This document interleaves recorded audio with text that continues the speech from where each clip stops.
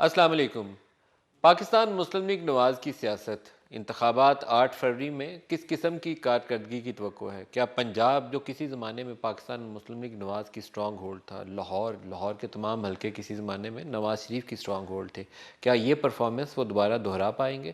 پاکستان تحریک انصاف کا جو بیانیہ تھا 1 سال اینٹی اسٹیبلشمنٹ، اینٹی امریکہ، کیا اس کو پذیرائی حاصل ہوگی؟ پی ایم ایل این کے پاس کیا اسٹریٹجی ہے؟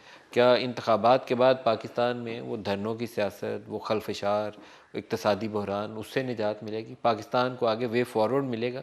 امن، استحکام اور لوگوں کی زندگیوں میں بہتری آئے گی؟ یہ وہ تمام سوالات ہیں جو آج کے پروگرام میں ہم ڈسکس کریں گے، اور ہمارے ساتھ مرکزی رہنما ہیں پاکستان مسلم لیگ نواز کے سینیٹر اسحاق ڈار صاحب۔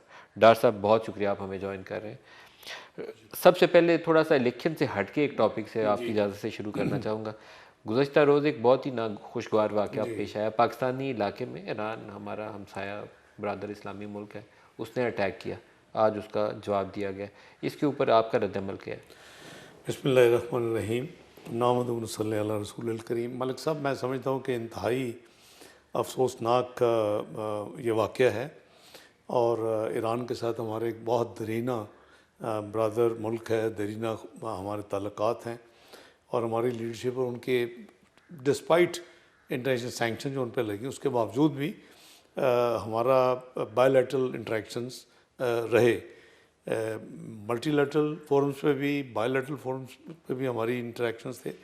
تو ان کو چاہیے تھا کہ اگر کوئی اس طرح کا کوئی ضرورت تھی تو وہ پاکستان کی اتھارٹیز کو انفارم کرتے۔ ہمارے الحمدللہ پاکستان کو اللہ تعالیٰ نے ایک نیوکلیئر، ایک میزائلی قوت بنایا ہوا ہے، اور ہم کیپیبل ہیں، اور اس میں تمام ماضی کے جنہوں نے کنٹریبیوشنز کیے ہیں، میں ان کو ہمیشہ خراج عقیدت پیش کرتا ہوں۔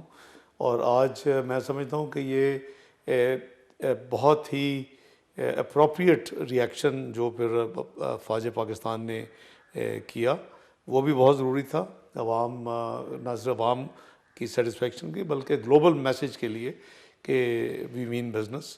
تو پاکستان کی داخلی سلامتی یا خود مختاری کو اگر کوئی چیلنج کرے گا، جی تو ہم اس کو اسپیئر نہیں کریں گے، اس کو نظر انداز نہیں کیا جی جائے گا، بلکہ تگڑا جواب دیا جائے گا۔ جی بالکل ٹھیک۔ اور میں سمجھتا ہوں کہ وہ میسیج گیا ہے، اور اس کی جو مبارک بنتی ہے وہ فوج پاکستان اور اس وقت خصوصاً army chief general Asim Munir صاحب اور ان کی ٹیم کو بنتی ہے۔ ٹریننگ کیمپ سے بی ایل اے اور بی ایل ایف کے جن کو ہٹ کیا گیا، یہ ایک بذات خود لمحہ فکریہ ہے کہ وہ ٹریننگ کیمپس جو پاکستانی علاقوں میں آ کر دہشت گردی پھیلاتے ہیں، یا پاکستانی فوج کے جوانوں کو، سپاہیوں کو، سولینز کو ان کی شہادت میں ملوث ہیں، ان کے ٹریننگ کیمپس وہاں موجود تھے جن کو ہٹ کیا گیا۔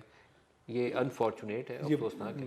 ایرانین گورنمنٹ سے ہمیں ٹیک اپ کرنا چاہیے اس ایشو کا۔ ہاں جی، یہ اور پھر جو ہمارا ری ایکشن ہے وہ بھی یہی لوگ ہیں ادھر بھی، اور جہاں تک میری انڈرسٹینڈنگ ہے، اور یہ غالباً وہیں سے یہاں آتے ہیں، کیونکہ بارڈر کے بہت کم فاصلے پہ دونوں سائڈ پہ یہ ایکشنز ہوئے ہیں۔